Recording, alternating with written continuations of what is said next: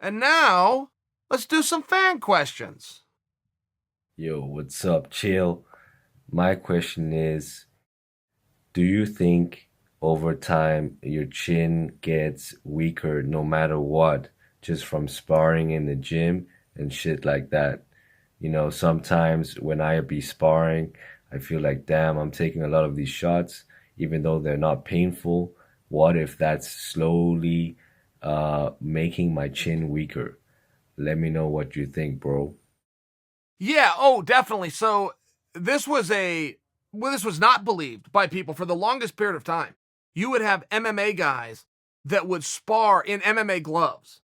Now, an MMA glove hurts a lot more than a big padded boxing glove, but they wanted it to hurt. They thought they could strengthen their chin like any other body part, right? You want a bigger biceps, go do your curls. You want a stronger back, go hit your pull-ups. They thought the harder I can get on the hit on the chin and the more times, the stronger and the tougher it will get. Logically, I can kind of see where people would believe that. Now, the science behind it is real simple. You have a spot right here, okay? When your chin adjusts, your jaw adjusts, and it touches that part of your brain, you fall asleep. It makes you fall asleep. That's what a knockout is. And when that closes this little tiny gap, you get harder, you fall asleep. What we've learned out is you can create a swelling through here from being punched in the chin, which that little tiny gap that you have because of the swelling goes away, which means you only need touch much less hard, and it forces those two parts of your body to come together, and it forces you to fall asleep. So yes, I can tell you scientifically, it is not good to have your chin tested. I got a question for you. With the rankings, if you're ranked number one and then you face the champion and you lose, where does your ranking go after that? Like to hear that. Thanks. Yeah, isn't that funny? So there's no rule on that, but I thought that same thing. How do you be the number one contender? The absolute number one rated guy in the world, lose in the gold medal match, and then fall to number 6. How does that happen? Unless you never should have been number one to start with, right? You see the problem? It feels like you got to get beat down the list. Now, does that mean you automatically fall to number 2 or to number 3? No, there's actually not a rule on it. And a lot of it is based around your performance. A lot of times a guy will go out there, maybe he'll look invincible. And he'll lose in a fashion in a championship match where the whole world goes, oh my gosh, I didn't know that was his weakness. I didn't know all you had to do was go shoot a double leg on him and he falls right down and has no answer for it. I didn't know that. And by the way, there's 4 other guys in this conversation that all have that same weapon and I would imagine could go use it and take him out. So I got to move him down. It's a bit subjective, but it's fair. Hello, Uncle Chael. Greetings from Serbia. How useful do you think that boxing is in MMA? And who do you think that is the best boxer in MMA world? Thank you. Oh, boxing's incredibly helpful in MMA. Now, it's not as helpful for some of the reasons as you may think. Here, let me back up before I answer this. I'm a wrestler, okay? There was a time that was enough. As long as I was fighting a guy who was not as good of a wrestler, great, bet on me. But the sport changed, and having that one tool didn't really work anymore. And it started to become the sport of mixed martial arts instead of a sport where they were mixing martial arts. The same is true in boxing, okay? If you go out there and you think, here's what a boxing coach will do on his very first day. Anytime a boxing coach walks into an MMA room, his very first day is going to go, oh my God, I watched you guys. I watched you work out. I watched you spar. You guys don't go to the body enough. I can't believe you don't go to the body. You go to the body in those little gloves, you'll end a fight. And you need to use your jab more. Every boxing coach in the history of ever that's walked into MMA, these are the 2 assessments that they have, and they make those assessments on day 1. Not true. To see a guy in a fight dip outside and dig to the body, the liver, go to the other side and dig to the kidney, you could go watch 20 years of MMA and you'll find that example. You will see it, but boy, is it ever a unicorn. It was one of the reasons when Stipe Miocic did that to Daniel Cormier and did it effectively a dozen times in the same round. That was one of the reasons that was such a compelling move. It's so rare. Now, you could go watch any boxing fight you want. It doesn't have to be a world-class one. It could be an amateur one. You'll see that technique in every single fight. The winner will do it, but so will the loser. Every fight you watch, 100% across the board, both guys will do it to each other. When you have a guy who's willing to box you back, you know where he is, you know where that timing is, you know when to look for that cross, you know how to slip this way for the jab, slip this way for the cross. You know just how to do it. And when the partner's giving you the look that you need, you can go ahead and do it. MMA is totally different, and the same thing goes for the jab.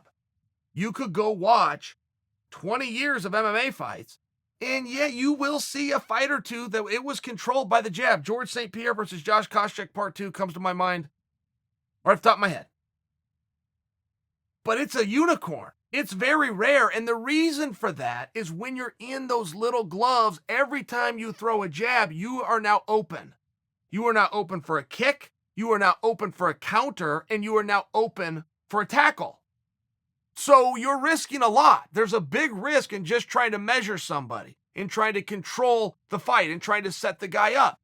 You can do away with that by just throwing what Coach Clayton calls punches and bunches, where you don't just throw a jab, you throw three. Or you throw three and you throw a cross behind it, you throw a hook behind that, and you slip out of the way. But if you can start to understand that concept, yeah, boxing is very helpful, much like wrestling. And while the wrestling techniques don't stand alone anymore, the attitude does, and the mindset does, and the ability to understand range does, just like boxing. And why it may not look like an Olympic or WBA, IBF world boxing match, the head movement, the ability to understand a target's coming at you, to keep your eyes open and to roll with it and then react to it, those principles 100% carry over to MMA.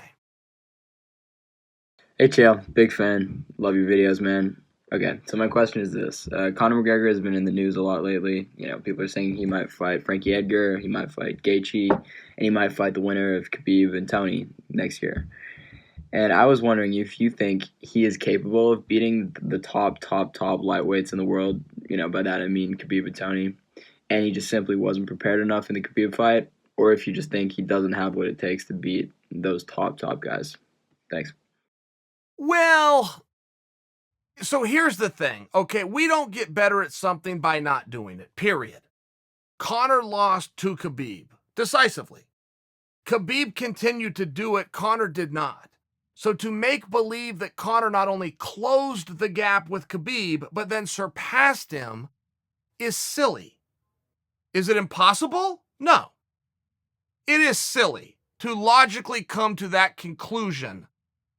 He closed the gap and surpassed a guy by sitting around drinking whiskey while the other guy trained his ass off and competed. You see where it's silly. It's equally as silly, in my opinion, and unfair to come to a conclusion that Conor McGregor is not significant, is not meaningful, is not impactful. And because he lost to Khabib, 10 other guys could beat him too. Well, 10 other guys never have. They just haven't. Two different sports, a long career, a bunch of world title fights in there, a bunch of world champions, guys who went on to become world champions, a lot of them. They didn't beat him. So to dismiss him is tough, and I do think that you could have a matchup problem. Conor versus Tony is a very interesting fight when you look at their styles. It's a very interesting fight. Tony versus Khabib is a very competitive and interesting fight when you look at their styles. Khabib versus Conor was not overly compelling. We kind of knew what happened when a top wrestler fights a guy from a country that doesn't even have wrestling. I mean, we've just seen that story before. It is possible that you get a three-way dance going on here, a round robin. I mean, we saw this back in the glory days of boxing when the true four horsemen existed. And I'm talking about Hagler, Hearns, Duran, and Leonard. But they were all beating each other. It was a big mess. It was a big mess. And even if Sugar Ray came out on top of that thing, there's a lot of boxing experts that go back and look again. I don't care what those judges said. Hagler won that fight, or Hearns should have won this. It's just one of those things where A plus B equals C, but C plus A, right? You see where the math kind of got off? Let's see what happens. But before we write Conor off, or we write him back in, let's go in order. Let's go Tony versus Khabib, then let's talk. What's up, champ? This is Trevor out of Kentucky, and there's been something on my mind, so I thought I would bring it to Chael Sonnen, since the P does stand for smartest man in the world. Let's talk hypothetical situations for a second. Let's say Khabib were to fight GSP and defeat GSP, and then go on to retire undefeated. Is that more important when talking about the greatest mixed martial artist of all time than becoming a champ? So basically, which one is more important to you? Becoming a champ in the champ era, or retiring undefeated with a win over GSP under your belt? Thanks. Okay, so that's a fun question, and I got to tell you, I'm not sure that they're mutually exclusive. I think they can be the same thing at the same time, and allow me to explain. This champ thing is very real, and it's very real in all sports that have categories of weight classes. It really is, and it's special, and it also shows that you had a dominance over more people, right? If you could be the champion of one weight class, but you got 50 guys in that weight, but you took out the head of it, it's the same as taking out all 50. That's how the sport works. But I do like what you're saying, because 50 one way is not the same as one another way, is it? So when you have the addition of George St-Pierre, who is a champ, and going for champ, and you get the jump on him and you show you are dominant in that weight class like Khabib is in, particularly at 155 pounds, which it's arguable between 155 and 145 of what is the toughest weight class in the whole sport. But it's definitely one of those two, for sure. Yeah, there could be something real there for Khabib. Now, don't ever take your eye off the ball of the way the jerks in this sport work. If George comes down and gets the jump or loses to Khabib, people won't credit Khabib. They'll go, well, George was too old and never should have been in that weight class. I mean, that's how it works. It's hard to get your credit. But if you're dealing with somebody who's being objective, I see what you're saying there. I do see what you're saying. In most cases, I think the champ would trump domination of one division. But when George brings the champ to your division, I think you make a good point. Hey, Chael, huge fan here. You played a huge role in my MMA career. All right, so my question for you. Who do you think has more MMA fights left in the UFC, Conor McGregor or Khabib? I personally see about 2 to 3, maybe 4 for each. With the right money, maybe a couple more. But who do you think will have more fights between these two? And also, if you're ever in New York, man, it'd be a huge honor if you'd come over. Give a seminar at my gym, Animals MMA. We'd greatly appreciate it. Chael for president. Yeah, and I would short that, at least on Conor. To imagine that Conor has 4 more fights any way you want to do it, boxing or MMA, whichever way he goes, that's a tough one for me to see.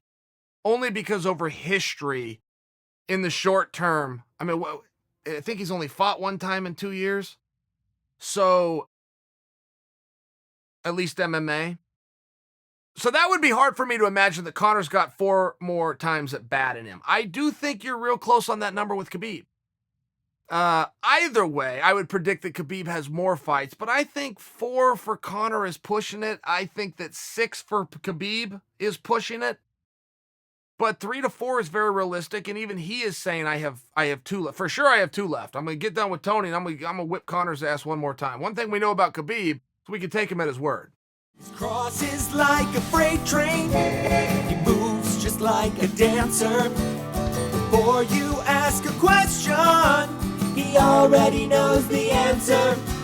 He's never lost, he cannot fail. And that's the facts of Uncle Chael. Say okay, great, to fall